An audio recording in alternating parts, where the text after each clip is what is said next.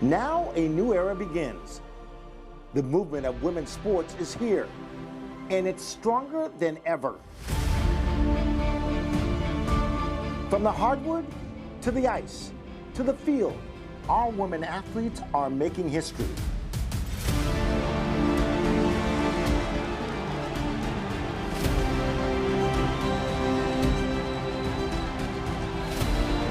Loyalty runs deep in New England. Our fans are more than spectators, they're family. And they stand united for our beloved teams, rain, snow, or shine. And the future? It's brighter than ever. The excitement can be felt, the possibilities endless. Together, we're not just witnessing history, we're shaping it. So join us on this day in Boston. And for the very first time, see a women's professional basketball game played at TD Garden. Let's make history together. The final score is 69 Connecticut Sun, 61 LA Sparks. And guys, we just witnessed a historic game for the game of women's basketball for the WNBA. This is huge, guys. So I want to sort of put this in perspective. Yes, this was a good game. I'm going to talk about the game in a hot second, but I want to talk about what this game means. I want to talk about what this game means because this is one of those sort of tentpole moments. When we talk about women's basketball, this is a tentpole moment that we can sort of use as an example about the growth of the game of women's basketball. All right. The reason why is because let's just sort of take the facts of this game, right? This is the first game ever that women's professional basketball was at the TD Garden, right? This is where the Boston Celtics play. The game is in Boston, right? Boston does not have a WNBA team. There has never been a professional women's basketball game at TD Garden. This is the first time that happened, guys.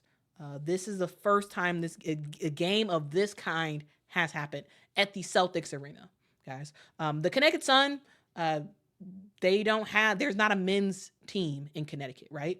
So Boston, the Boston Celtics really is the Connecticut Sun sort of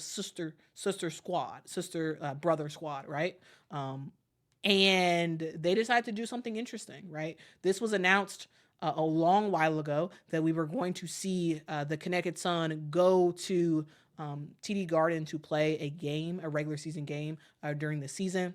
It was announced that the game was going to be against the LA Sparks. And guys, I want to just sort of talk through some stuff because I want to sort of put this in perspective, guys. This game was between the LA Sparks and the Connecticut Sun. All right, to sort of make sure you all understand about both of these teams, right? You have the Connecticut Sun, who's the second best team in the WNBA right now. Like, they're really good, right? The Connecticut Sun, they're 19-7 on the season. They're a really good squad, right? Really, really good. No issues on that front. They're playing against a team that is 11th in the WNBA. All right, the LA Sparks is 6 of 21, 6 wins, 21 losses, right? They're not good. Records wise, they are not good. And what we have is a recipe for, what some people would say, oh, not good numbers, right? There's a lot of talk about, WNBA, regular WNBA teams can't bring an audience and all that stuff. Guys, the reason why I'm talking about the record for these teams is because I think it's important. We had the Connecticut Sun play the second worst team in the W.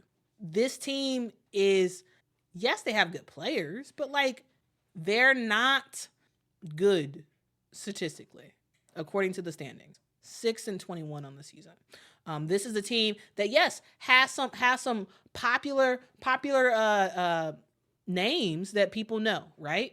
I would say for sure, the most popular player that they have on their squad, her name is Cameron Brink. Cameron Brink has been injured almost the entire season so far, and she hasn't played. And she didn't play in today's game, right? So there was no Cameron Brink on the court.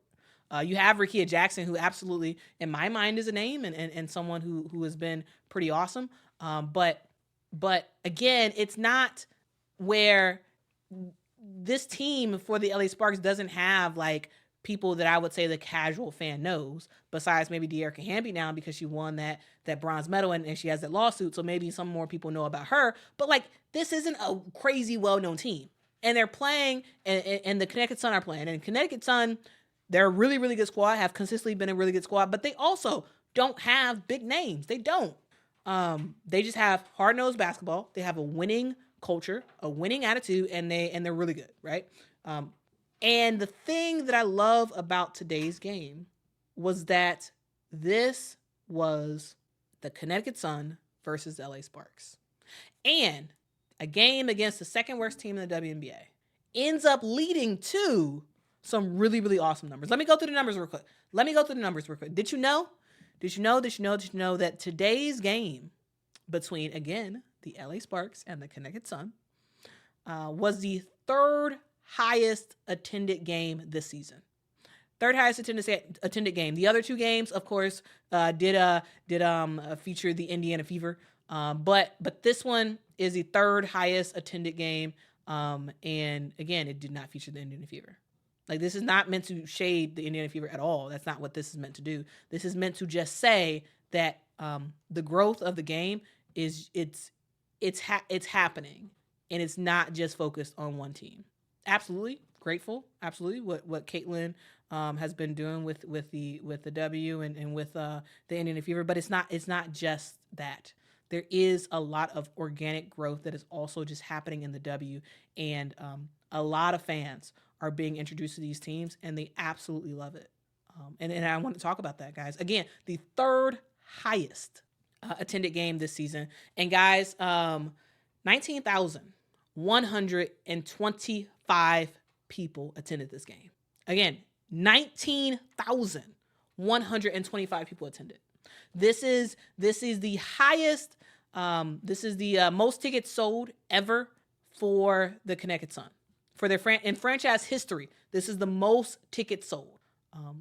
And this game didn't feature Caitlin Clark, didn't feature Angel Reese, didn't feature, pick your next popular player in the W. Didn't feature those people. It didn't, guys. But what it did feature was the second best team in the W, a team that's probably going to get close to the finals this year. And it featured the second worst team in the W. And they were able to draw 19,125 fans in attendance. Guys, the game of women's basketball is growing. It's growing.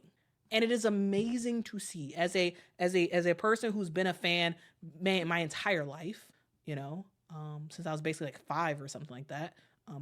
For someone who's been a fan basically my entire life, this is such an important moment in the game. This is such an important moment, and this game has not been talked about by really anybody. I think there's a lot of people who didn't even know this game happened. A lot of people. The reason why is because it wasn't even on national TV. The game was available on Twitter, which I don't think is considered TV. The game is also available locally in Boston, which is awesome that folks in Boston were actually able to watch that game. The game is also available on League Pass, and of course available in Connecticut. The thing that I want to talk about is the fact that while this game was historic, while this game was awesome, it wasn't on TV, right? And I think a lot of the media didn't really pay attention to it, didn't cover it, and I get it. Like I get it. I talked about it earlier in the stream that I understand their decisions for doing what they're doing, but I wanted to just do something separate to just sort of talk about this game and talk about how important it is and talk about what this means for the game of women's basketball, guys. The game of women's basketball has grown leaps and bounds. Absolutely. And when we talk about why the game has grown, absolutely, yes. For the most part, we moved to two names, first to Caitlin, then to Angel Reese. We absolutely do. But I don't want new people to the W or new casual people to be like, yeah, everybody only cares about two players, or everybody only cares about certain teams or whatever. and nobody else matters and everybody else sucks and all this other, like, I see that stuff. I want to say that, like, people bought people bought tickets. 19,125 people bought tickets that were like, $25 and up. They bought tickets to attend this game. So, again, this is about 100 plus miles away from where this team plays in Connecticut. They paid their money. Most of these people are Boston people, to see a game of women's basketball, a WNBA game that didn't feature some of the top names that a lot of people know about, right? But it featured two teams that feature women who are straight up ballers. Absolutely, straight up ballers. And my hope is that those 19,125 fans that were in attendance, that they leave out of this game knowing the name Dejanay Carrington, knowing how great of a defender she is, right? And how she absolutely balled today with 19 points for her squad and played lockdown defense, especially in that fourth quarter. That people walk away from this game knowing the name of Alyssa Thomas, aka the Engine, who almost had a triple-double in this game with 9 points, 8 rebounds, 16 rebounds for Alyssa Thomas. I want people who went to that game to leave knowing the name of Brianna Jones, a player who just puts her head down, gets her work done, does not get a lot of credit for a lot of stuff. She does all the little things to make her team successful, whether that's screens, maybe whether that's tip passes. Like, she does a lot of stuff to make stuff happen for her squad. That's why she's always in the game as much as she is. She finished with 15 points in this one, 7 rebounds, 2 steals, right? I want people to leave the game knowing those names, knowing Ty Harris, a player who was at the top of the league in terms of 3-point shooting last year. Ty Harris can absolutely ball. She had 14 points in this game, 4 assists, 3 steals. This is a really, really good squad. You have a player like DeWanna Bonner, whose birthday it was today. She didn't have that great of a game. Her shots were not falling as much, but she still did absolutely benefit her squad. Had 7 points in this one, and absolutely usually does score a lot more points. I want people to leave the game knowing those names, right? Knowing the name of Rickea Jackson, who is a straight up baller as a rookie. We talk about Caitlin, of course, she's Rookie of the Year. We talk about Angel Reese, of course, she's number 2 in that conversation. But we fail to talk a lot about Rickea Jackson, who has been on her big one all season. She's a player who is playing like a veteran. She's not playing like a rookie. She has one of the best, in my opinion, turnaround jumpers. It wasn't hitting all the time today, but however, her shot looks really, really good. It's sort of like Asia Wilson-esque, her ability to do that turnaround jumper, kind of off one leg type of package. It looks awesome. But people, they're going to leave the game knowing her. If they've never heard about her before, they're going to know her. And they're going to be like, man, that girl, she's awesome. Where did she go to school? Oh, she went to Tennessee? Oh, wow. That's kind of cool. I need to go home. I need to check out her stuff, and because she seems cool, right? Or they look her up and they're like, oh man, she has awesome fits at games. I gotta follow her. I gotta follow her on social media. I gotta watch out for her games, even though her team lost, even though her team does not have a good record. I still want to check her out, right? A player like Azurá Stevens, a player who's been in the league for quite a while, has overcome injuries. For them, people getting introduced to a player like that, Kia Nurse, Lee Yaroo, there's so many players in the WNBA who are flat out amazing. And the thing that I love about sort of tentpole, which is what I call this a tentpole game. This is sort of like the game that's sort of like a outlier that's sort of like a different. It's different from the pack, right? It's different from the other games that are happening. It's sort of like it's a game that sort of lets you know where you could be, right, and where you are, and what this game means to so many people. And I think it's awesome, the fact that, again, 19,100 and let me get this right, 19,125 people came out to watch this game. I think it's awesome. I do. And I want to talk about it because it's not going to get a lot of attention.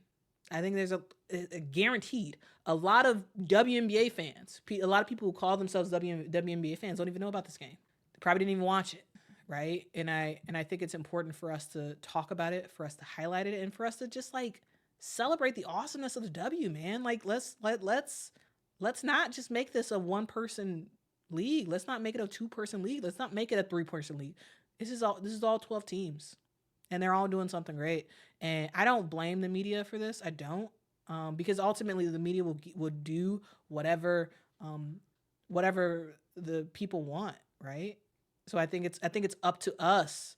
The reason why the game wasn't on TV is because the media, the people who have TV rights, the TV companies and whatnot, they didn't think that this would do well. That's why they didn't put it on TV.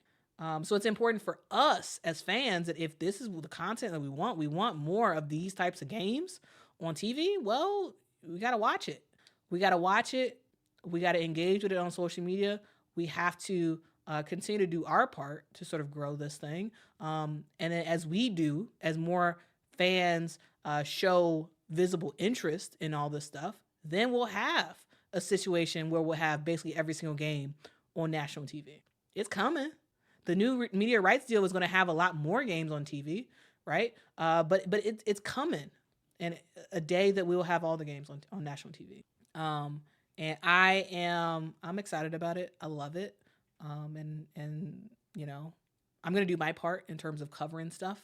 And let's all do our part in sharing this game and others, with the masses, to let people know that, hey, absolutely love, the, team, your favorite team, right? And focus on that. But also there's other teams, there's other players who are absolutely doing their big one. And today was an example of that. Again, 19,125 people showed up to Boston to watch a team from Connecticut versus a team from LA. It was fun to see. It was a low-scoring game. It was a game that didn't look, it wasn't that like flashy at all. It was a hard-nosed game that really did come out to defensive stops in that fourth quarter. But it was a good one. It was a really good game. So if y'all didn't watch it, I would recommend for y'all to go back and watch that game. It was a really fun one. Again, the Connecticut Sun ended up winning this game 69-61. That was the final score in this one. And once again, WNBA making stuff happen, making another record. Again, third highest attended game this year. Most tickets sold for the Connecticut Sun. And once again, we see some history made in the WNBA. And I am excited about it. Hope you are as well. Guys, that is the game. That is my sort of talking through it.